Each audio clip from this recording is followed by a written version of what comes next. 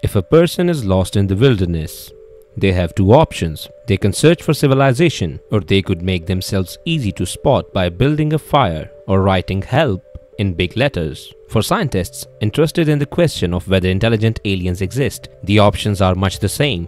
For over 70 years, astronomers have been scanning for radio or optical signals from other civilizations in the search for extraterrestrial intelligence, called SETI. Most scientists are confident that life exists on many of the 300 million potentially habitable worlds in the Milky Way galaxy. Astronomers also think there is a decent chance some life forms have developed intelligence and technology, but no signals from another civilization have ever been detected, a mystery that is called the Great Silence.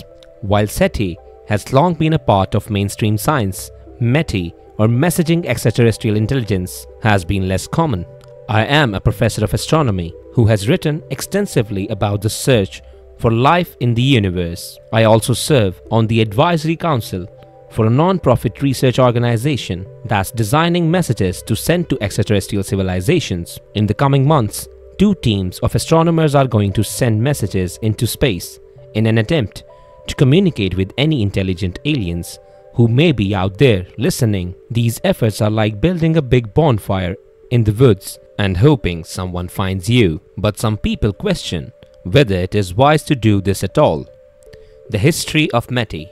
Early attempts to contact life off Earth were quixotic messages in a bottle. In 1972, NASA launched the Pioneer 10 spacecraft toward Jupiter, carrying a plaque with a line drawing of a man and a woman and symbols to show where the craft originated. In 1977, NASA followed this up with the famous golden record attached to the Voyager 1 spacecraft. These spacecraft, as well as their twins, Pioneer 11 and Voyager 2, have now all traveled well past the orbits of the outer planets. But in the immensity of space, the odds that these or any other physical objects will be found are fantastically minuscule. Electromagnetic radiation is a much more effective beacon. Astronomers beamed the first radio message designed for alien ears from the Arecibo Observatory in Puerto Rico. In 1974, the series of ones and zeros was designed to convey simple information about humanity and biology and was sent toward the globular cluster M13. Since M13 is 25,000 light years away, you shouldn't hold your breath for a reply. In addition to these purposeful attempts at sending a message to aliens, wayward signals from television and radio broadcasts have been leaking into space for nearly a century. This ever-expanding bubble of earthly babble has already reached millions of stars. But there is a big difference between a focused blast of radio waves from a giant telescope and diffuse leakage.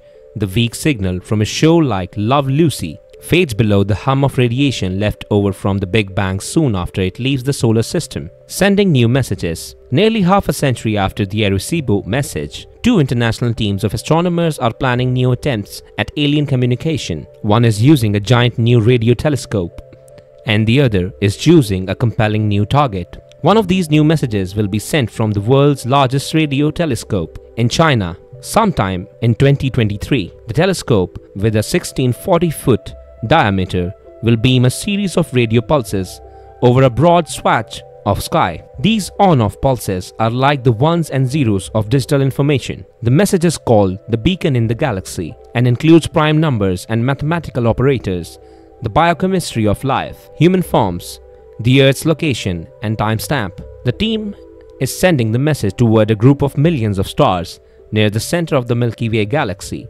about 10,000 to 20,000 light years from Earth. While this maximizes the pool of potential aliens, it means it will be tens of thousands of years before Earth may get a reply. The other attempt is targeting only a single star, but with the potential for a much quicker reply. On October 4, 2022, a team from the Goonhilly Satellite Earth Station in England will beam a message toward the star TRAPPIST-1. This star has 7 planets, 3 of which are Earth-like worlds in the so-called Goldilocks zone, meaning they could be home to liquid and potentially life. 2. TRAPPIST-1 is just 39 light years away, so it could take as few as 78 years for intelligent life to receive the message and Earth to get the reply. Ethical questions. The prospect of alien contact is ripe with ethical questions, and METI is no exception. The first is, who speaks for Earth? In the absence of any international consultation with the public, decisions about the message to send and where to send it are in the hands of a small group of interested scientists. But there is also a much deeper question. If you are lost in the woods, getting found is obviously a good thing.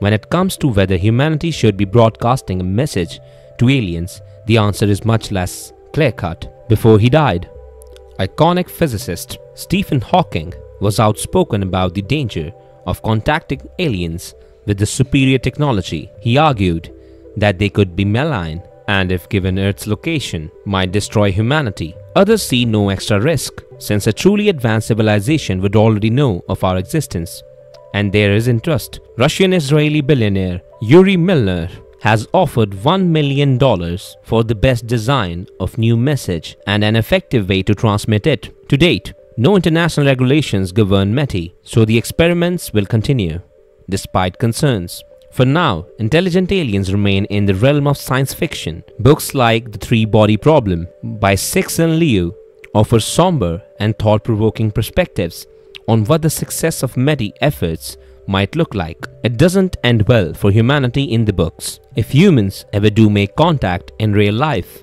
I hope the aliens come in peace. With so many conspiracy theories out there, it's hard to keep track of them all. Welcome to What We Know, where we try to uncover the histories and mysteries of the world by presenting all different theories out there, and the only narrative we push is this. Here's what we know, make up your own mind. Many years Azazel. Azazel in Jewish tradition was a demon or a bad spirit to whom a scapegoat was delivered bearing the Jewish people's sins during the ancient custom of Yom Kippur. For the ceremony, 2 male goats were picked at random, one for the Lord and the other for Azazel. The Mishnah describes a rite performed by the high priest in the Second Temple, after the high priest symbolically transferred all the Jewish people's sins to the scapegoat.